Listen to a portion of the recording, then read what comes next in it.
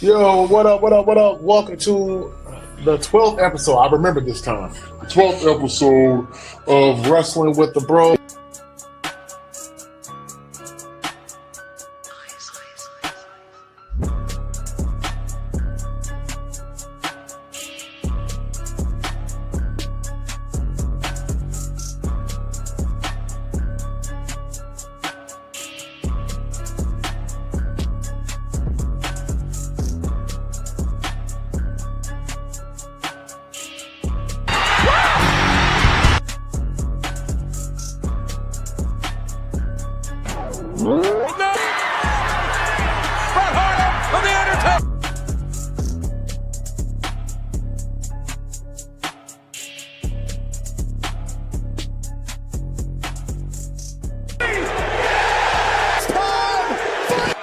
Acknowledge us.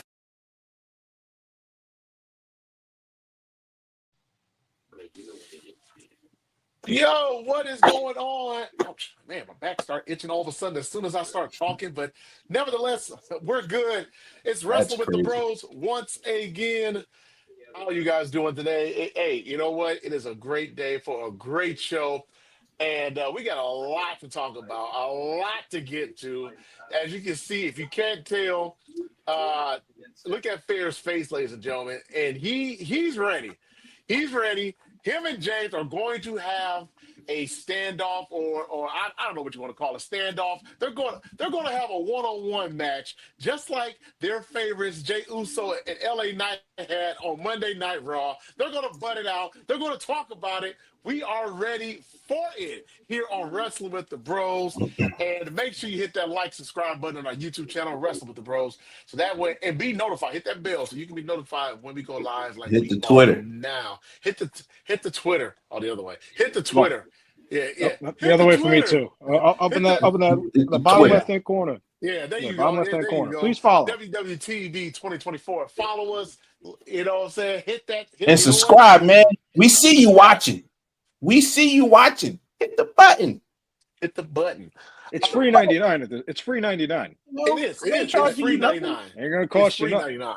Exactly. Matter of fact, I had gotten a notification for a Black Friday sale from Twitter talking about get the premium for $1. Whatever. I was like, I'm not buying this crap, man. I'm not buying this. You got it? You don't want the check mark for $1? Yeah. You don't want people to know what you're paying for Twitter? Right. So yeah, man. But yeah. How's everybody's Thanksgiving? First and foremost, Smitty. I know you're there. He's in the back. Shout out to our executive producer, Smitty. How was everybody's Thanksgiving? I know a certain somebody. I won't say their name, Smitty. His was not good because of his Eagles losing 2 times. That was after Thanksgiving, though. But, well, it led up to Thanksgiving. You know, right. I mean, I didn't want to say it. I mean, they blew a 21-point lead to us, you know. I didn't say that. Well, it was before and after, though. So yeah, there you go. Look at that shirt. Yeah. You can say it. Look at that shirt right there. Say it right there. That's a great shirt right there. That's a great shirt. He's definitely going to cut into this shit. He's going to put an Eagles championship banner in there somewhere. He is. So I'm just going to let you know. You just did that to yourselves. Okay. Yeah, that's fine. Well, you know what? Tell his defense to stop people from running for almost 300 yards on them. Yeah, try that. God. So that was us at one point. So I ain't got those stones in the first 9 games. Seriously. Nope. Yeah. But no, everybody had a great Thanksgiving though. Everybody holiday was good. Yeah, man. Yeah. Second year frying my turkey. I think I got real good at it. Meat, I was about to say the meat was juicy. Pause. Thanksgiving context though. Thanksgiving for context. The turkey I felt came out real juicy. I kind of bought 2 injectors this year, and I just like loaded shit up so. I thought it came out real good. Yeah, man. Family, friends around. Yeah, it was a pretty good week. Had the weekend off. How long did you fry it for? You got to do it like a couple of minutes per pound. So my turkey was 25 pounds. Mm-hmm. So that turned out to be like an hour and a half. How you do it? Like it's like something like 10 minutes per pound, something like that. I don't remember, but yeah, you got to do it like per pound. It equals out to like an hour and a half. Okay, gotcha. James, how was your holiday, man? Thanksgiving's awesome. I feel like it's the kickoff to the best time of the year. Excuse me. I feel like it's the kickoff to the best time of the year for the holidays. It was nice up here. I do the excuse me again. I do the bounce around a lot. I go to my friends, go to my cousins. I'll just try to just stay active, I guess, on Thanksgiving, just see who I can grab food off of for a little bit. But, still good anyway. Great win on Thanksgiving, obviously, for us Cowboy fans. More than thrilled with that performance. Yes. I may have won a couple money on some extra dollars on some bets I made. Please gamble responsibly, people. Don't be me. But, overall, it was a great holiday. It's probably my second favorite holiday, only because I feel like it's leading up to a great time of the year, for people that feel that way like I do, But great time. Great 4-day weekend, obviously, So everything's great. Excellent. No, I had a good Thanksgiving. Of course, seeing the Cowboys beat the Chiefs, and I didn't realize. I don't know if you guys saw this. There was a record.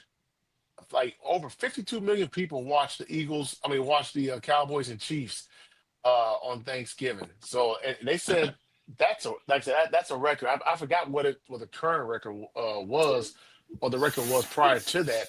But they said that I'm pretty sure it was a Super Bowl, wasn't it? 57 million people. Yeah, for the I'm not talking about the record.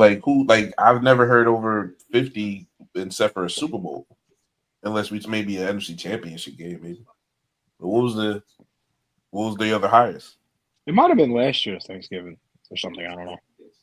Oh, with the Cowboys again? It might have been. Yeah. Might have been. Yeah. I can't remember. It might have been, but only because it was New York. I feel like in Dallas, and that's usually a really popular game. Did we play the Giants last year? We did. We did. Oh, did we lose? No, we won. Actually, we won. Shit.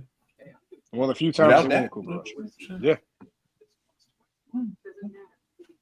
Yeah. So no, well, I'm glad everybody had a great Thanksgiving. I'm glad everybody was safe and they were able to just enjoy being around family and friends. So and the annual traditional pay-per-view that happens around Thanksgiving, or used to be on, well, they used to record and put it on Thanksgiving, but it's always around Thanksgiving. Survivor Series was actually one of my favorite pay-per-views growing up. I didn't mind the War Games theme that they've added the last 5 years or so, however long it's been. It might be time to put it away for a while. It's time to put it away for it. Survivor Series happened this past weekend in warm San Diego. For those who don't know, that is Spanish for a whale's vagina. That took place. Well, that's from Anchorman. Oh. I ain't never seen that movie. I thought that was true. You never seen Anchorman? Oh, dude, Anchorman's a dude. Go watch Anchorman. That is a classic, man. That is a classic. The second one was okay, but that first one, dude, that had me in tears, man. I don't think I heard of Anchorman until the second one, to be honest with you. And then I seen the trailer for the second one. I'm like, I don't want to go watch the first one after seeing the trailer for the second. No, dude, you gotta watch the first one. You have to watch the first one. Is hilarious, man. James, correct me if I'm wrong. Didn't Anchorman and Talladega Nights come out back to back or something like that? I think they came out a year after each other, 2 years after each other. Yeah. And I'm not a Will Ferrell guy either. Not that he's not trash, and I'm just not a fan of his comedy. You know what I'm saying? Dog, Anchorman is freaking hilarious, man. If I didn't have to work tomorrow, I would definitely go watch that, because that shit is hilarious, bro.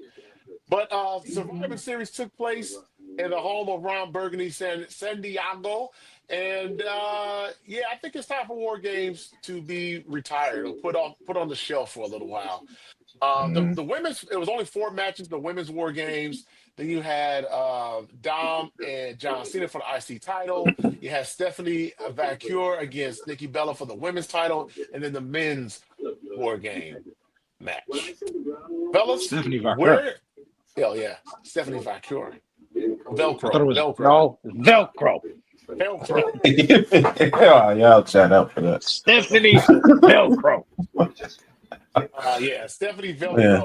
Velcro. Stephanie finna come off that belt though. That's their fucking name. But go ahead. Go ahead. Where should we start? Where should we start with Survivor Series? Fair, I'm gonna start with you, man. Go ahead, kick things off. What were your thoughts about Survivor Series War Games? Best match was the John Cena Dom match of the night. Don't care. Both War Games for me was lacking. I felt like the women's match was so slow. Like, I don't know. It was just slow, especially when they all got in there. It got super slow. So I just did not. I didn't like the ending. A lot of almost missed moves. If that makes sense, right? Mm-hmm. The men's War Game match was the worst match of the night, in my opinion. That was trash. And we'll get into Raw, but then you follow up with Raw. They mentioned this shit twice. Like, but we'll get into Raw later. But with the way it was going, it just didn't. Excuse me. I don't know. It definitely didn't hit for me. I felt like it was a very uncoordinated match. James, go right ahead. I thought the best match of the night actually also was the Dom and John Cena match, even though it was overbooked to an extent, but it kind of had to be. Super overbooked. So at least that was decent. At least it was overbooked, and the right outcome was the correct choice for them. I didn't think the women's War Game match was bad. I just felt as if like the pacing just felt off. Like it felt very like wait for this person, and wait for that person. Let me do this, and then what I'm surprised that they did was I thought Rhea Ripley was coming out last. I'm kind of surprised at the entrances, like order in that match. I thought Rhea Ripley would have been last, and it ended up not being her last, and it being Last Legend last. Last Legend was last, but just a weird and kind of clumsy match. I think they need to get, if they're gonna go with more games for a couple years, that's fine. But I also think if you're gonna keep doing this match, you need to have stable versus stable to add some kind of like ending to it. Like it feels like it's just very much like we're gonna throw random feuds into this, and we're just gonna have it from here, or we're just gonna throw both world champions into the match and say this is what we're gonna do. Like I just wish that like if you're gonna do it, have a crew against the crew. I feel like that's what they're missing to add like element, like not relevancy, but add like some kind of like thing to it, you know. Mm-hmm. But I same thing. I thought the men's match was awkward. Just feels out of place. I think the right guy got the pin. I think the right guy took the pin. But otherwise than that, like it's just like an average like 5 show. And if they're gonna do this where they show 4 matches on the card, each match has to hit, and it didn't. So it just felt like it was just a really like kind of out of place pay-per-view that just was there. Like there's no like memorable moments. I mean, yeah, you got Io Sky doing the swanton off the top of the cage with the garbage can. But like otherwise than that, what else do you got? You don't have anything. The Steph and Nikki match was a sleep through. You could have slept through that, no problem. Right? That was a Raw match. They could have did that on Monday. Yeah. So like, what are we doing? Like and like I said, they have the audacity to put 4 matches on the card and expect it to be really good. So well, you understand the logistics of having the 4 matches, though. The War Games match automatically takes 45 to an hour. So I understand the 4 matches, but you can't have the matches that you have and only have 4 fucking matches. Exactly. That men's match. I didn't start paying attention to it until you're gonna think this is funny as hell. I didn't start paying attention to it until Jay got in there and he laid everybody out and he did the encore and he's wilding out and then Brock's music interrupts him. That's when I started paying attention. That was funny. I thought that was hilarious. I don't remember a single thing in that match. I don't know who started it. I don't know who was second, third, none of that. I know that Jey Uso came out, laid everybody out. He was rocking with the encore, and then Brock interrupted it. I thought that was the funniest shit ever. Yeah. That's it. I think it was that single match. That match was so I don't know. I know it was rumors and reports that they were there was a like a thing about who getting in and politicking about who's coming in and when they're coming in and shit like that. Yes.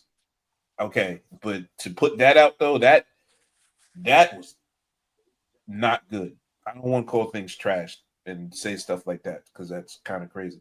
But nah, it was not good. It wasn't a pay-per-view level match. I tell you, you could have did that shit on fucking Raw. You could have did that on fucking Raw. Yeah, you could have just done a regular 5-on-5 elimination match on Raw, and nobody would have batted an eye. Right? And to be honest, I know I said this just now, but they need to have factions in these matches because I feel like when you throw people in there, I feel like War Games loses its luster. It's just like we're just going to throw all these stories in with each other and just make it work.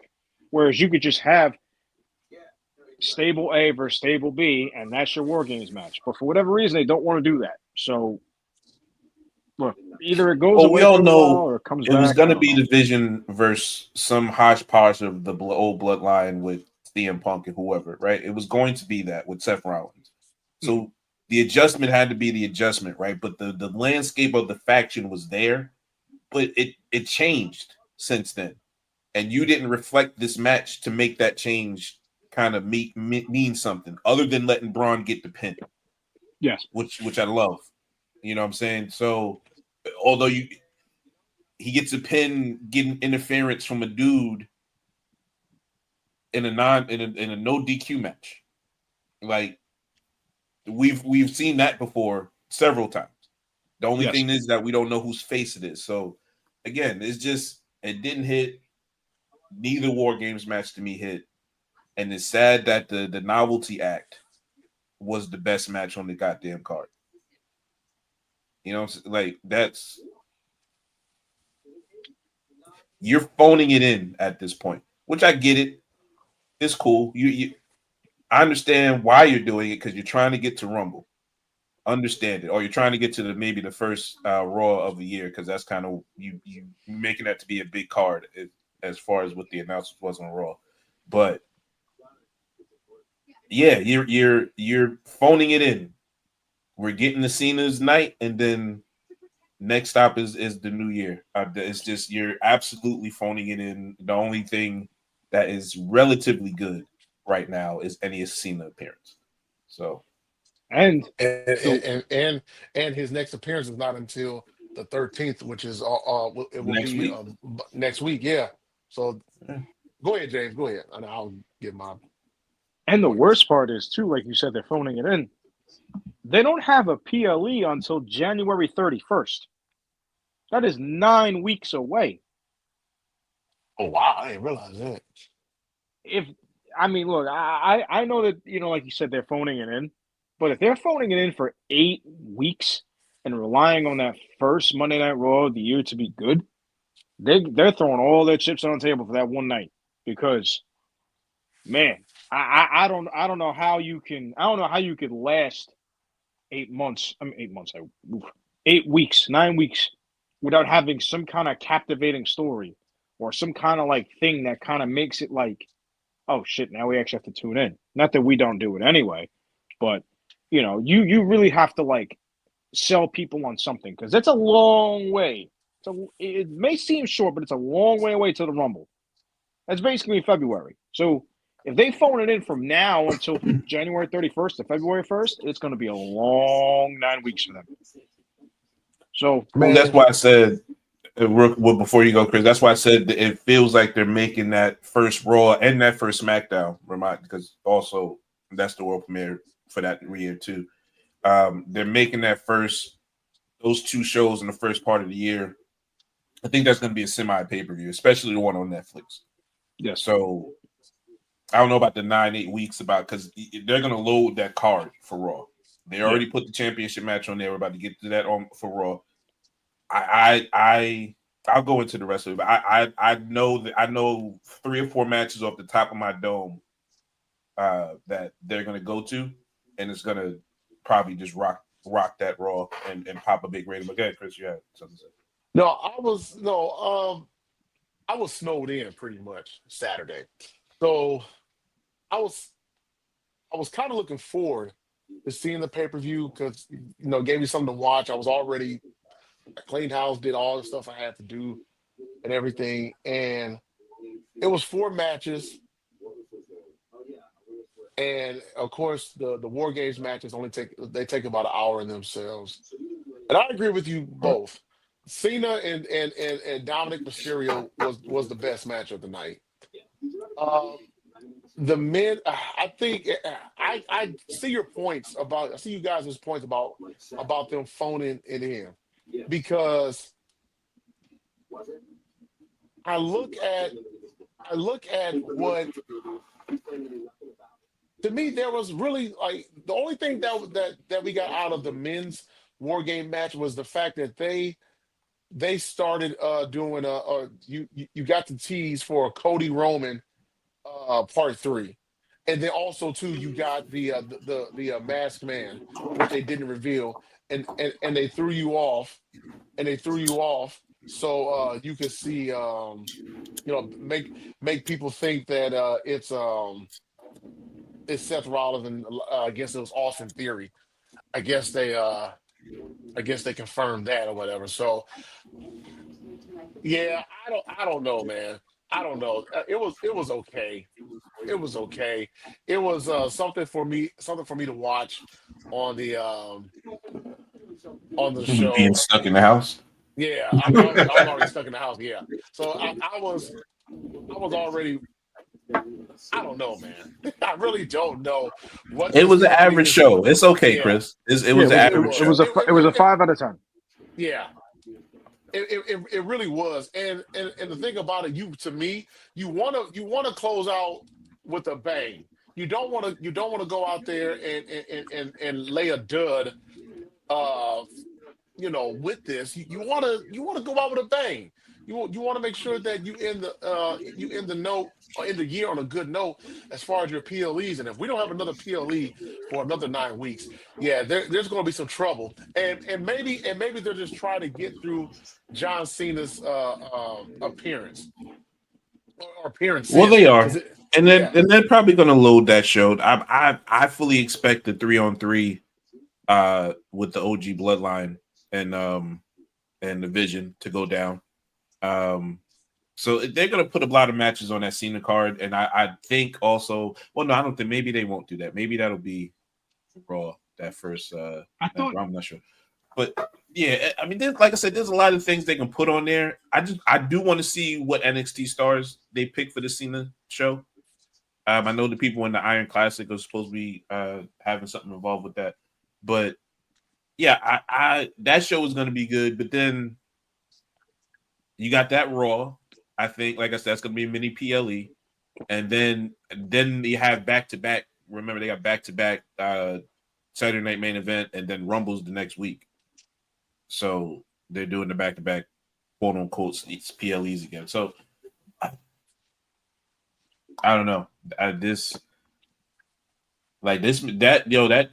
pay-per-view made me want to say, yo, let's take a break after this. Yeah, because I honestly watching it, it was almost like, hey, I started to go back and play video games. Like that's literally how it was. I was just bored, and I agree that the Dom John Cena match was probably overbooked, but you understand why they overbooked it the way that they did. The novelty act. Exactly, and then of course you get Liv Morgan. She comes back. Do you think?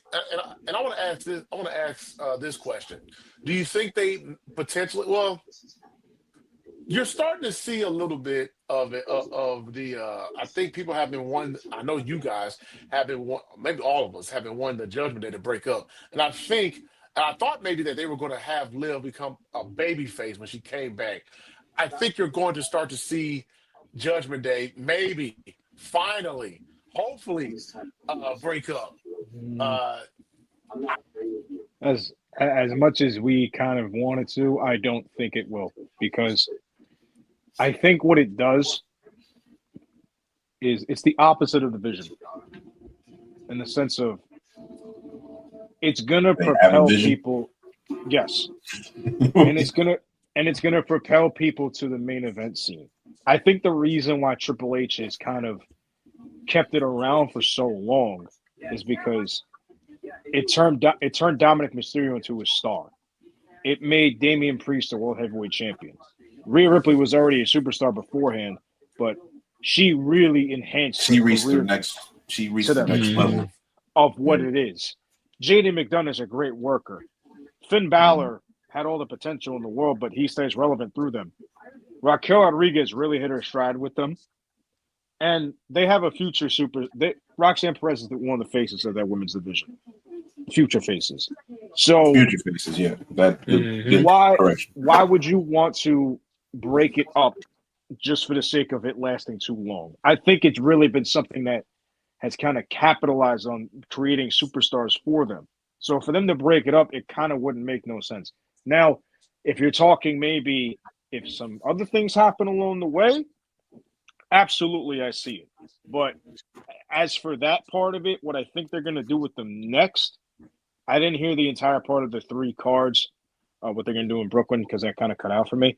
But I have a feeling they're going to do Steph versus Liv in Brooklyn. I think they're going to do something with that maybe. I feel like that's a shoe in because That you that you belt's got coming off. you got the That belt's interaction coming between them. off. And to be That honest belt's with you, coming off. Raquel and Roxanne work great together. So what's the point of breaking them up right now? You know, Right. like They're gonna Although make I that did, show, and let's just go right into Raw, and we'll start with this because yeah, go right ahead. this into is a Raw. Raw story. Um, they're gonna make it more of a women centric group now. Like the women are gonna take the lead. The last shot of the show is Roxanne and Raquel. Hmm. They're putting a group together with them, and that's the Judgment Day with Finn and them doing still the same thing. But that's Dom and those three women's group now, and that's what we're about to find out. Do one of them get kicked out? Probably. Two of them, maybe. Because I don't know. because because you know, and it's funny you mentioned that shot because Liv Morgan handing the belt to like looking at her, they handing the belt to Roxanne and raising both of their hands. To me, that gave me like the inclination that they're probably going to tease down the line. Liv Morgan maybe taking over or having some issues with Raquel or not with Roxanne because Roxanne came in, tried to get with Dom, and then won the tag titles with Raquel and so forth and so on. But Mhm. I can also see your point too, Fair, about maybe the Judgment Day being more female centered and how they could possibly, maybe they branch off into their own and they become a faction and it's all women. I don't know. But I don't know if it's breaking off. I think the Judgment Day name is always going to be there. Is my point. Mhm. So it Okay, don't got matter you. who's in it. The Judgment Day name is going to be there because that group is solidified in making stars. You can't say nothing else about it. Rhea Ripley, like, we just went through it. Damian Priest was made a world heavyweight championship level Hmm. player through that group. Rhea Ripley, although Mania win and all, she reached the next level in this group. Liv, they put Liv in there. Liv got over. Raquel is starting to get over, I should say. And then Roxanne's going to be probably the best one out of the three. That's just my opinion. But yeah, they're going to keep the group. It's probably just going to be Dom, JD, and those three women. That's that's the story that they're telling. But to your point about that jealousy kind of thing they're trying to do, I don't think they're doing that. And I think they squashed that by telling her, no, you keep this title. That's cool. Y'all can be tag team champions. I want to be women's heavyweight champion. I Again, don't give a damn about this goddamn tag team shit. That's where I'm going. And it would add more intrigue to the show because Liv Morgan's going to be there every week. Right. I don't know. I can't think. They need to start putting the belt. And this is one of my biggest pet peeves. They need to start putting the women's World Heavyweight Championship, I mean, it's on the show now with Punk, but you need to show that every single week. You can't just go a week without it. Triple H was on every goddamn show with that World Heavyweight Championship belt when I was a kid. I don't really remember a time when he wasn't. Beat up, scars on it, the bandages, the scars, the black, the makeup with the black eye. Yeah. He was always on the show. Excuse me again. They have to be there. If you put the belt on Liv, you put it right back on a central storyline. Is it Judgment Day again? Yes. But it's so good. Who cares at this point? Just keep it on the fucking show. Right. mm-hmm. Yeah. As I said, that belt's coming off. That belt, I thought it was Nikki. Oh, I didn't know Liv was coming back. My bad. And see, that's another thing too. I mean, Nikki, she's a worker. She's a good worker, so she knows obviously what it was for her to do, just put Stephanie over, so forth and so on. But fair to you had mentioned this in the group chat about how you would have rather have had Stephanie maybe face somebody else who could afford to lose to her in a sense, because where does Nikki go from here? Right. It's her begging on social media for a rematch. Like, that was just like, I felt like you had to have Nikki win. Right. Like, and then, you could have did this Nikki or this Nikki shit with Liv through that Monday Night Raw, and you could have let Stephanie chase up, I don't know, Elimination Chamber, get a number one contenders match, and then go to Mania, win the Royal Rumble, whatever you did. But you could have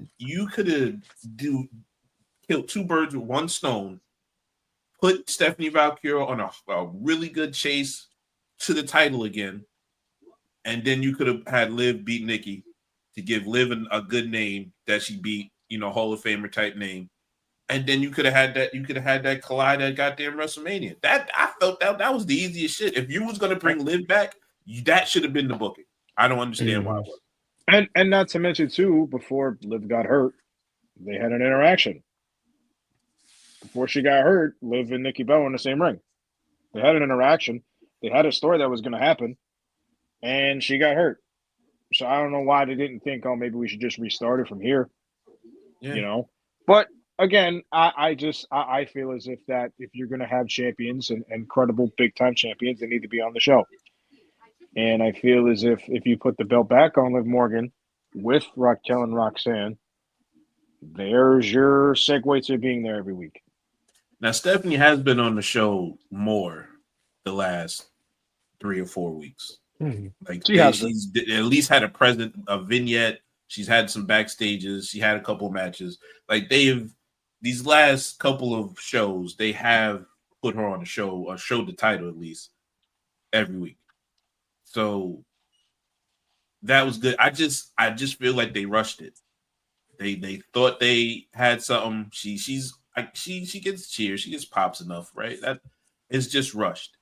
And if you would have restarted her there, you kill two birds with one stone, especially if you know that Liv is ready for Survivor Series. You put them on, you put Nikki and Liv that you already sold before Liv got hurt.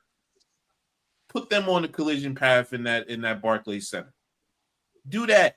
And then let Stephanie march her ass back to Royal Rumble and then win Royal Rumble.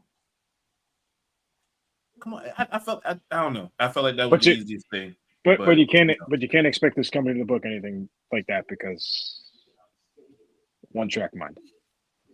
But she's not a star that they need to even protect. Like, bro, she hasn't done shit. I'm not talking about that. I'm not talking about Stephanie. I'm talking about the booking.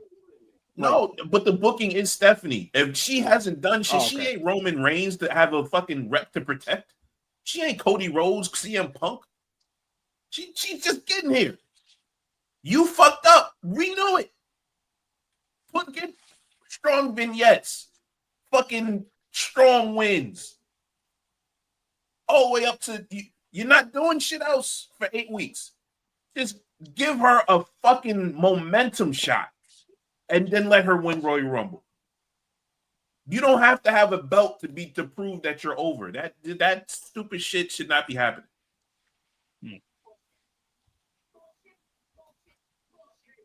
Yeah, I think we all knew that they were going to put the belt on her kind of quickly. You could see the how she was winning matches and how once they brought her up to the main roster, you kind of saw how they were playing. You saw how they were playing things out. I do agree with you, Fair. It was probably rushed of her putting the belt on her. Like we understood why they were doing it, but that doesn't mean that they should have done it. If that makes sense. I do think that belt is going to come off of her pretty soon. Maybe at Saturday night's main event. Maybe Nah, they're not. They're not putting no title matches on there. It's gonna be it's gonna be the Brooklyn show because it's the first that one would be of the the year. earliest.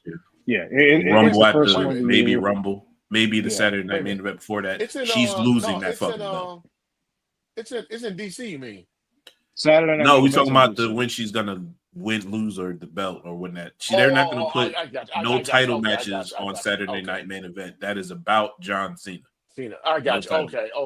Okay. I misunderstood what you were saying. Okay, no, then I agree with you on that. Yeah, that whole show is centered on John Cena's career. I agree with you 100% on that. No, I just think they probably they rushed it a little bit with her, and I think that belt is going to come off of her soon. Who do I think she'll lose to? It probably It's Liv. It has to. I mean, they teased it on Monday, on the epic Monday Night Raw that we were promised. Yeah, he needs to stop doing shit like that. If you're, yo, bro, stop, bro.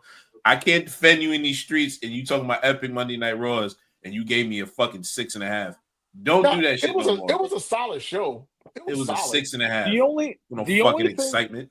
The only thing they did, the only thing they did good for me was I thought there's a couple things they did. I shouldn't say the only thing. There's a couple good things. The Solo and Gunther match was pretty good for what it was worth. I thought it was great.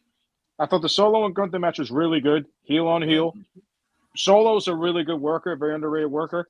I think he deserves more credit because the guy carried SmackDown in 2024 and Roman was out of the company for a couple months.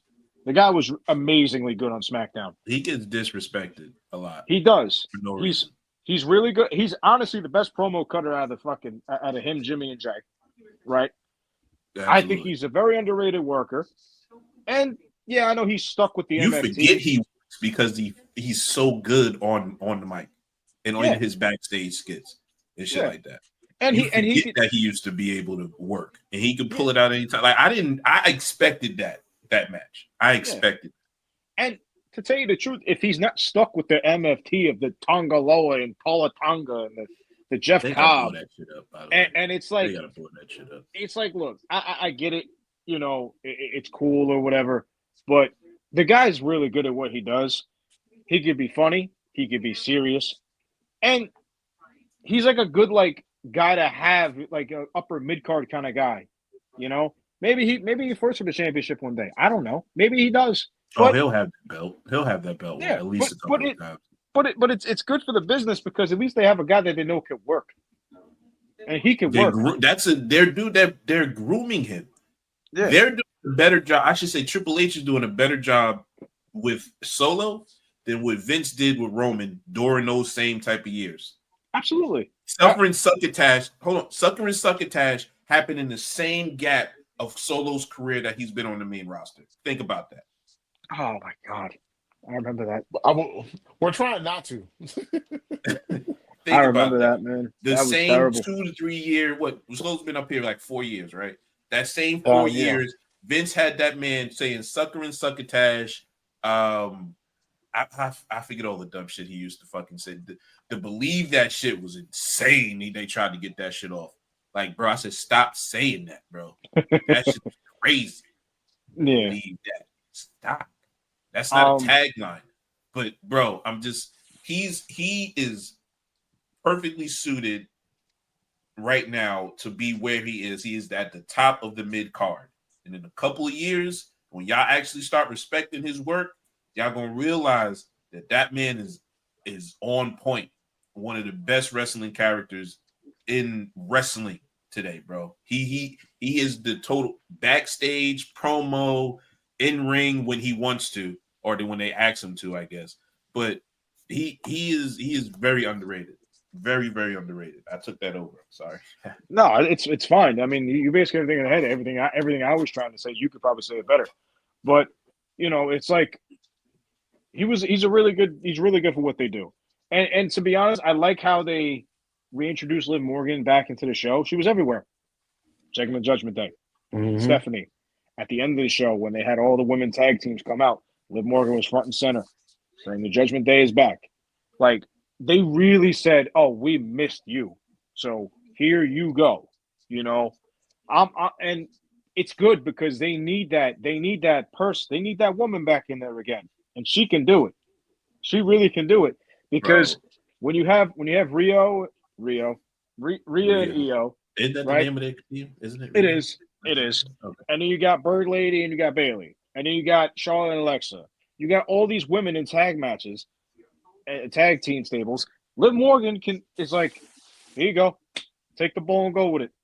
I'm glad that they reintroduced a lot of main events for the women. Yes, lately. Love yes, it is Love it. because to be honest with you, I think they're the best workers in the company probably right now. Rhea, other than the tippy top of the card, yeah. Rhea, Io. I think Lyra's in that conversation as a worker, not as a total package, as a worker. I'd say total package. Lyra's very good on the mic. She can cut a promo. She can cut a promo. Her work with Becky, I thought was great. Mm-hmm. But you got to put her in the ring with people who can do that. You feel what I'm saying? Becky's another one too. Becky's set up with the Intercontinental title stuff, doing the Becky Trump thing, which is hilarious. Which is some of the funniest shit I've seen on Twitter in a long time. At first, I was kind of like, but then that shit started getting funny. Yeah, it was blatant. Like Becky, I was, oh my god. Becky Lynch again, hilarious. Like, and it's awesome. It really is awesome. So I'm glad that they did that. The tag match was really good too. AJ Lee, Dragon Lee, and AJ against the New Day. I thought that was solid. I thought the finish with the match was fantastic. The double stomp into the Styles Clash. I thought that was really cool to see. Although people in AEW, they stole the swim. Bro, shut up. Shut up. Shut your bitch ass up. Look. As somebody that watches both shows, I'm not getting involved because I like not that I like everything that's going on there right now. Just shut up. Like everybody can do moves. It's okay. It's okay. Oh yeah, well That's just not. That's silly. That's the silly shit that just tribalism shit. Go ahead, man. My bad. Go ahead. Speaking of which, I forgot to mention too. I did watch Full Gear. I was gonna go, but I changed my mind. I watched Full Gear the Saturday before Thanksgiving. It was actually a pretty solid pay-per-view. It's just long. It's just way, way, way too long. Bro, every AEW pay-per-view has fucking 14 matches. I can't do it, bro. Dude, it's insane. I mean, look, I watched the whole thing. Samoa Joe's champion once again, which is pretty cool. I like that. Yeah, Samoa Joe's champion. Swerve Strickland is back. I think he's going to be first in line to fight him. And everything else kind of just falls in line. It's the Continental Classic now, so now matches are going to get good. Like they put, I forgot how that works exactly, but you'll get a good series of matches from that. I think they're still waiting for MJF to come back at some point, but we'll see what happens. Is he hurt? What's up with him? I don't know. To be honest, like I watch it, but it's more like background noise. I do keep up with it, but I don't know every detail. If that makes any sense. No, yeah, sure, okay. Yeah, like no, because sometimes like today I get home right and I do this, and sometimes I record it and I watch it, and sometimes I don't. I usually watch up to the pay-per-views, the go home show to the pay-per-view, and then outside of that, sometimes when I do this thing with you guys, I don't really watch TV until I'm done. So sometimes I forget to record it. Sometimes I don't. Sometimes I do record and watch it later. but I don't really like. You keep up with it. We get it. Yes, yeah, I keep up with it, but I'm not like into it like I used to be. You don't have to watch every show like live. I know. Yeah. You know what I'm saying? Like it's 2025. I can watch the clips and get what the fuck is going on. Like, yeah, pretty much. Yeah. Mm-hmm. Yeah. What you think? We waited this long, Chris. I'm gonna start with you. How about I'm gonna start with you? What you think about Braun Baker's promo? That was a very, very, very good promo. I thought that's that. Excuse me, that's the best promo he's cut since he's been on the WWE roster. I thought, man, he really put it out there like, hey, I think I'm ready for the big time now. That promo he cut was very, very good. And was it the greatest of all time? No, but it definitely served its purpose, and I think it made him look. It made him, or people saw him in a much different light than what they did before. I'll tell you that. So no, I enjoyed his promo. I was like, wow. I said, man, Braun really, man, he was like the off the radar type Steiner, man. No, I enjoyed that promo. I enjoyed it. I thought it was a very good promo. That's his best promo, obviously, since he's been up on the main roster. It was short, it was sweet, it was to the point, it was tailor-made for his character. How he put it out there was the way that you expect him to introduce it and say it.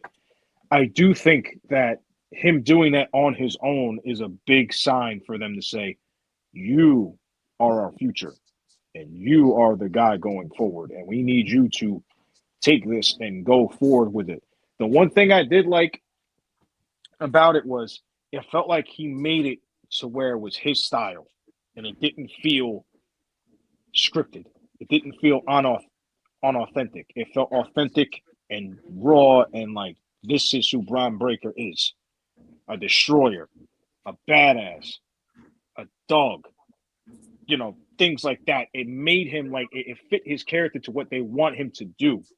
And to be honest with you, I really feel as if that was his moment to say, oh yeah, no, I'm ready for this. I'm ready. You can give it to me and I'll go with it. Now, we'll see where it takes us from there. I know Dave Meltzer's report is that it's Braun Breaker versus CM Punk at WrestleMania 42. To be honest with you, they should Braun Breaker and it's Braun Breaker versus CM Punk at Monday Night Raw on January 5th, Dave. Well, that's it's already happening. That's the report. I'm just saying what I read. But the match is happening before WrestleMania. It's not. I know. It's not at Mania. It's at a Monday Night Raw. But I know. And I'm just going off what I read. Okay. Got it. No, but I think I can't do it now. You got me all messed up now. I lost my whole train of thought now. But I do think though that if I want them to take the belt off of Punk to put it on him after that, because I feel as if he's ready for that moment and to sit there and say, yeah, this is our future. I feel like he's too protected to not have that be his opportunity. And I think it adds a level of intrigue because the guy that helped Rollins keep retaining the belt now has the belt. The future, the vision of the WWE is now Braun Breaker. There are things that they can easily do with this if Braun Breaker wins that championship on January 5th. Mm-hmm. I think there's a ton of avenues they can go with him having that championship. The only thing I will say, though, is I do wonder if it is too soon because CM Punk really had a lot of title defenses. And I feel like for them to take the belt off him after a month kind of feels a little weak. So I don't know what they're going to do. I hope they take the belt off of Punk and put it on Breaker just off that promo because I think he's ready.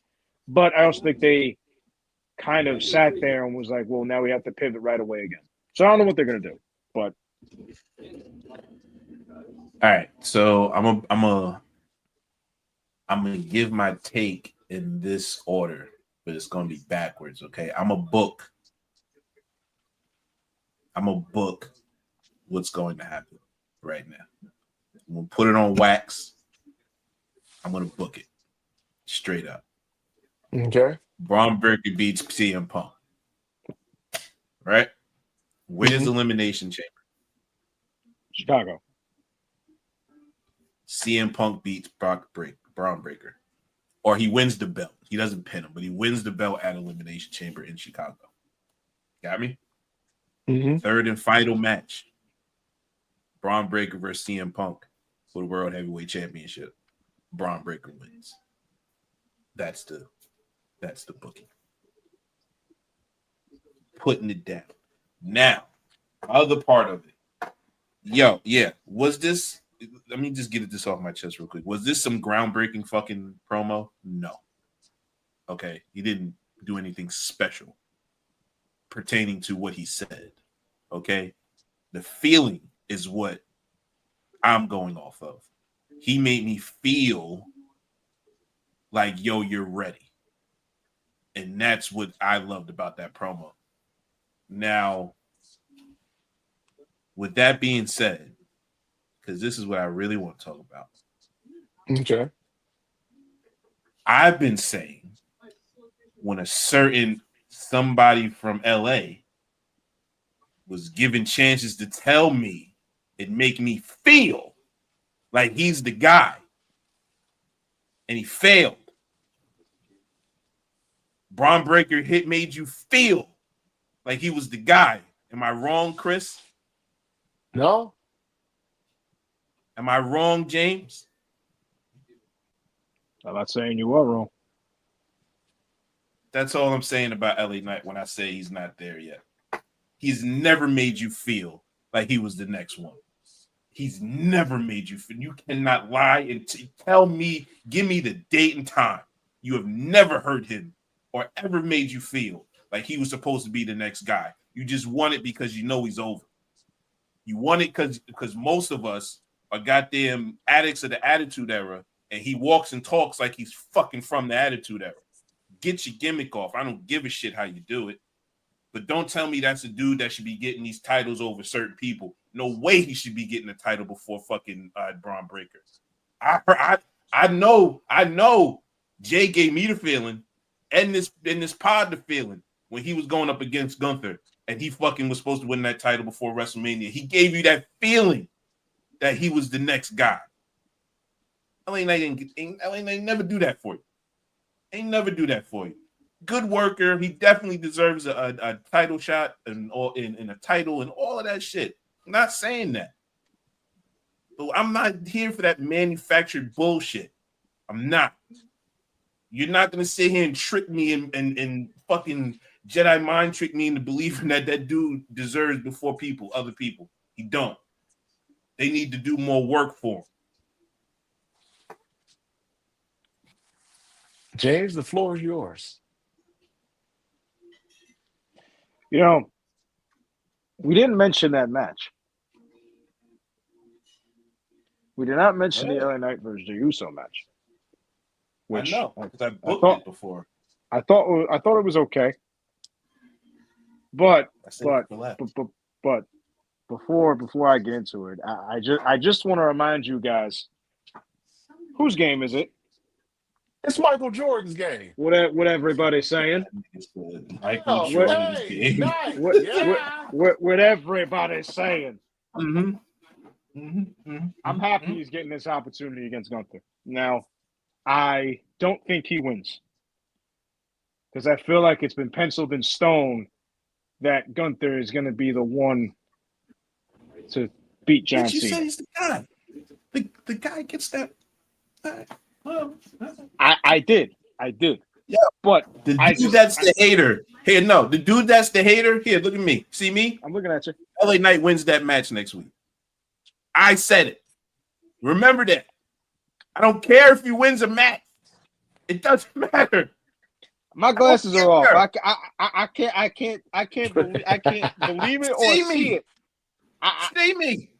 I'm trying, but I never said he doesn't deserve it. Never said it. I just said he's not that guy.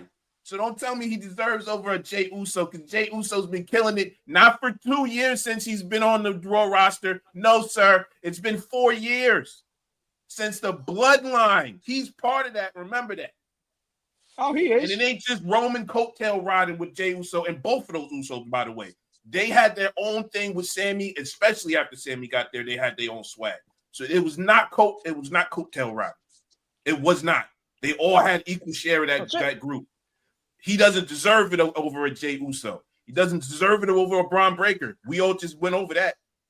He does not deserve it over certain people. You got to wait your turn. That's all.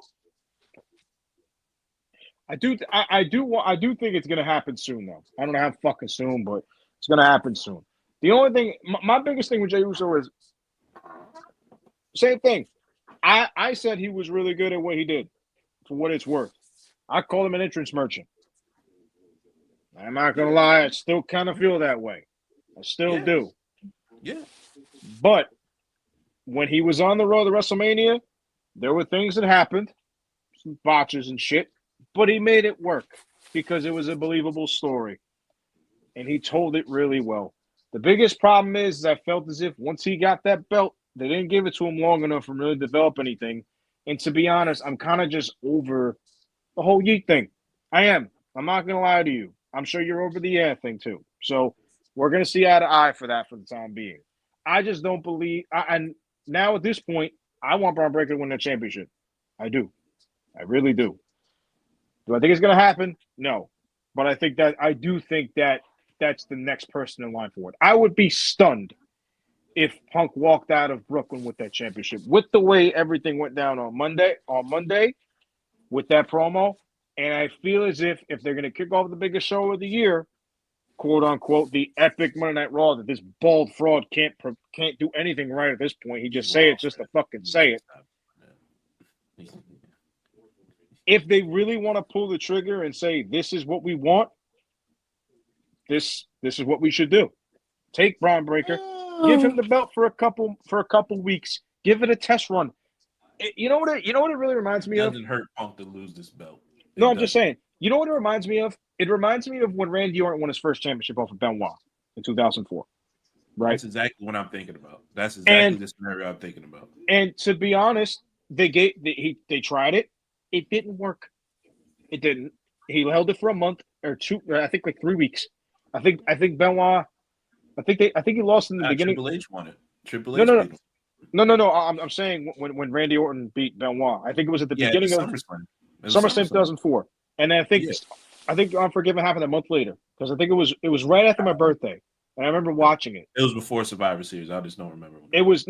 I'm pretty sure it was SummerSlam 04. I feel like it was October. I feel like. And then he lost it in Unforgiven because back then they alternated months because I know Triple H took it from him. That's all I know. Yeah, it was Unforgiven because back then they alternated pay-per-views. It was, I think September was Unforgiven, was Raw. SmackDown was No Mercy. It was a brand thing. Yeah, it was a brand thing. So I'm pretty sure it was the month after he beat Benoit. He dropped it right back to Triple H because he wasn't ready yet. What's the harm?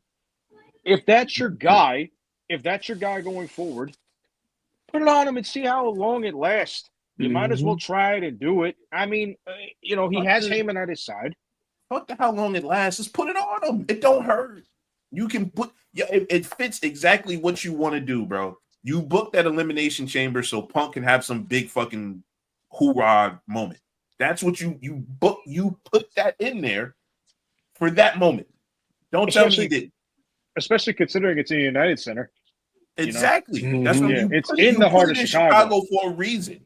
Yeah. Let Punk win it back at Chicago. It don't hurt. It don't hurt. Or if he wins it, or if he wins the chamber in Chicago. That's what I'm saying. Like Breaker wins at the Raw. Mm-hmm. You have Punk take a couple weeks off, and then he's the secret entrant or whatever how you book it. Don't matter how you book it. He's in the Elimination Chamber and wins the title in Elimination Chamber because you have Braun. You would have Braun defend it there. He's a heel champion. That's what they do with heel champions. You want him to defend the title in the chamber. Exactly. But he doesn't pin him. I thought you meant like in a one-on-one match. No. He loses it that's the protection. You get it? He can win it. I get it. He's saved with losing it, and then you have a feud straight to Mania. I don't understand how you don't do that. That's the logic booking. It's not even about safe and not safe. because Safe is doing the logical thing. So if you have a superstar like CM Punk that doesn't get hurt from losing, book that dude to be champion. I just don't know if, like, in theory, no Austin. That sounds like a good idea. I just don't know if the company is going to do that again, in the sense of put the belt on the line at Elimination Chamber. I feel as if they've been very. I don't know if this is the first year they did it, or the second year. It feels like the Elimination Chamber has always been the number one contender for it, unless they decide to pivot from it. Like, I feel like that's always kind of been the women, I think, kind of defending their title there, and then it's the number one contendership for the other spot. That's why I think what they'll do, if that's the case. I do like the ideas. I just think Punk is going to end up winning the Chamber. I think, if that's the case, I think Braun's going to hold on. If they go that way, I think Braun is going to end up holding that belt until WrestleMania, and then we'll see where it takes us from there. But I don't know what the logical steps are if that's the case. I'm not saying you're wrong when I say that. I'm just saying I'm curious to see how they want to do it. If that's the way. Good, Chris. My bad. No. I'm agreeing with you guys as far as how it's going to be booked. I definitely I can see Punk losing and then Braun Breaker, or then I can see Punk losing the belt to Braun Breaker and then him getting it back in Chicago, because it would make sense. And then the protection is he loses it in the Chamber, and you can always say, oh well, had he not had him in the Chamber, blah blah blah, then he would have kept it or whatever. So I see that. Right. No, I can see that happening. The protection is there. That's the safe path, in my opinion. Like, if you do the safe thing, then you just, if you do that, you're already protecting Punk, because Punk is Punk. He protects himself. You protect Braun from, oh my God, he lost in an elimination chamber in some shady way. You can do that.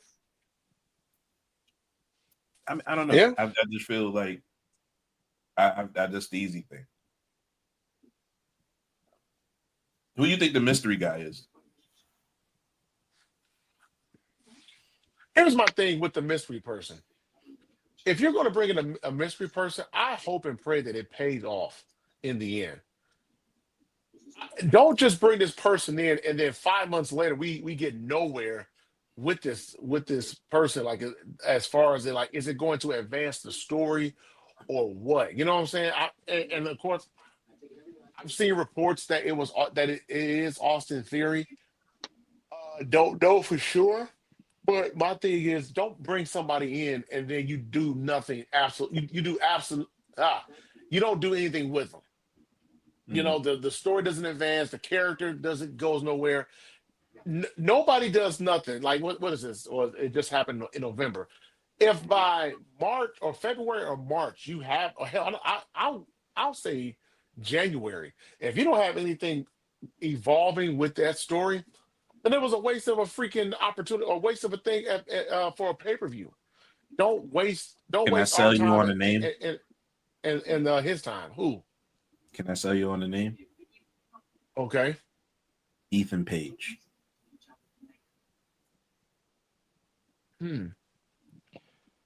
I'll do you one better.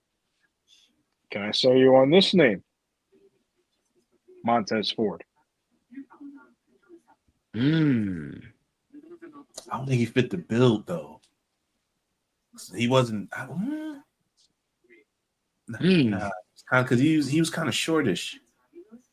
The reason why the Austin Theory is probably the one, because the report was that he was supposed to help Rollins win the belt at Saturday Night Main Event the night that Punk won. So Rollins was supposed to retain, and by Austin Theory's help. So you already had that built into it, right?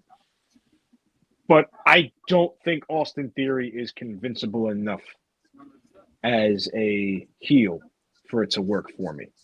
Even if I know Austin Theory is going to be in it, I don't think I give a shit about Austin Theory enough to exactly. Give this and to me, to me, Austin Theory is not a great promo guy. He's a really good in-ring worker. He's not a promo guy. Ethan Page is really good at what he does right now with Chelsea Green and that tag thing, whatever they got going on in AAA and NXT and stuff, right? Has anybody seen Montez Ford on TV lately? No. Montez Ford hasn't been on TV. You haven't seen He Dawkins. does Angela Dawkins. You seen Dawkins? I don't remember seeing Dawkins. And I haven't seen Dawkins. and this is just me. Logan Paul and Montez Ford as tag team guys. Two high flyers. Two guys that are basically built the same. Montez can cut a promo. Montez is really good in-ring work. He's a freak athlete. You put him and Logan Paul together, they could wreak havoc on that tag team division. I don't want him to be another tag. If he's making a move, he has to be a single star. I didn't seen him in tag teams. I don't want to. I don't know. You can't get me on Montez Ford. I can't do the Montez Ford.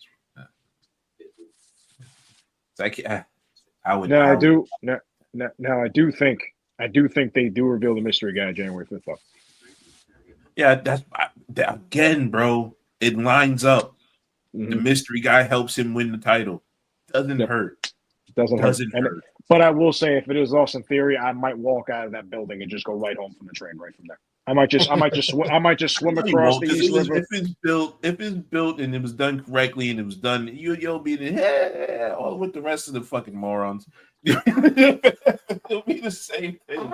It was great. Not me. I'll swim across the East River. I'll swim across the damn Hudson and get my ass back to Jersey if it's Austin Theory in the dumbest way possible. Nah, if they book it correctly, I think it's just a name enough. It's just gonna make me move, but the storyline will make me forgive it. I don't know. It's kind don't be like that chef Elizabeth Heisel, I think her name is. High school. I forgot. She was on Paul. What's the guy who does college football for ESPN? Paul Fennebaum. Paul Fennebaum. Fennebaum. Don't be like her, where she sat around and said that if Lane Kiffin left for LSU, she's an Ole Miss fan. She said if Lane Kiffin were to leave for LSU, which by the way he did, that she would run around the town square butt naked. And of course, she was sipping on some wine when she said that. I kid you not. She said that on Paul's show. So, hey, lady. No, we don't want to see that shit. We don't want to see that shit. Nah, renege on that. Don't do it. Don't do that. We don't need that. Chill out, bro. You chill. But go ahead. I'm sorry. Go ahead. You out. You are saying. But nah, I don't know about the Montez Ford. The running theory is Austin Theory. So I just wanted to throw out a name, Ethan Page. He kind of fits the Montez Ford thing, though, that would be a good choice. I'll have to go back and look at the build of the person now. I'm pretty sure I've seen a white face. Like I'm not doing. It's going to be slow down pictures. Because he didn't show his face, his eyes were showing. The only reason why I said that too is because I feel like Montez Ford is quick enough to get in and out of the cage that fast too. Well, yeah, I wouldn't want it to be Montez. And I want him to take that step into being somebody too. So that's why I'm hoping that it's him. All I know is I'm getting Crash Out Jay. And that's what I've been waiting for. Yes, we are. So thank God. If he gets away, I'm getting right hand man Crash Out Jay back. If we get away from the 4 letters, 1 word, then we start getting crap. But if we start getting some crash outs on Monday Night Raw, I'm perfectly fine with it. Y'all think he's gonna get booed? He's not getting booed for this, bro. If I don't even know if it's gonna be a turn or not, but he's not good. He's boo proof, bro. We thought Seth Rollins was gonna get booed. They still sung his fucking song, bro. They're boo proof. So is Yeet, apparently. But what if they take away the Yeet during this moment? They're not gonna take the damn entrance away. Why would WWE take the entrance away? It's one of the most searched things. It's one of the most watched fucking things on there. Every time this motherfucker come out, motherfuckers eating. They're not taking that interest away. But do you think for him, if he wants to be more serious and he wants to be more of a crash out, do you think he has to get away from that in some extent? No, not in 2025. No. Look at George Pickens. He do the same crash out all fucking time, bro. That's our crash out king. That's our crash out king. Let's crash out. It's funny. Some crash outs are funny. I don't know what y'all, I watch videos, they funny. But crash out, bro. And do whatever you do to make that, but that heat's not going away. As long as 20,000, 40,000 people, 100,000 people eating, they're not taking that away, bro. They will never take that away. He's going to be NBA young boy for wrestling. That's what he's going to be. Okay? That's what he is, bro. Oh boy. Well, I think that's a good end for tonight's podcast. I hope you guys enjoyed it as much as we enjoyed giving you the content that you guys need. Hey, hit that like, subscribe button on our YouTube channel, Wrestle with the Bros. Follow us on X, Twitter, whatever you call it, at WWTB 2024. For our executive producer, Smitty, James, Fair, I'm Chris. You guys take care. Have a good one. We will see you next time. Hey, Smitty, whose game is it?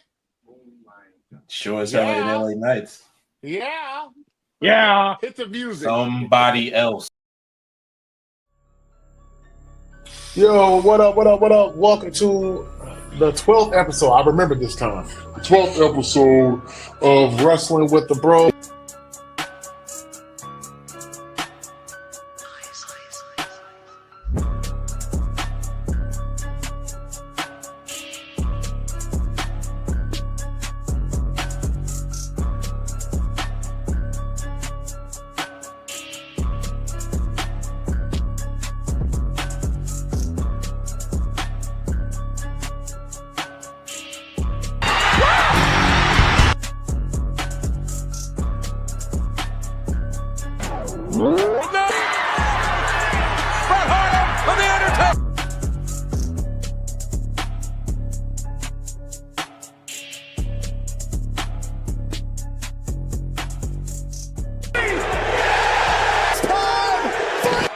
Acknowledge us.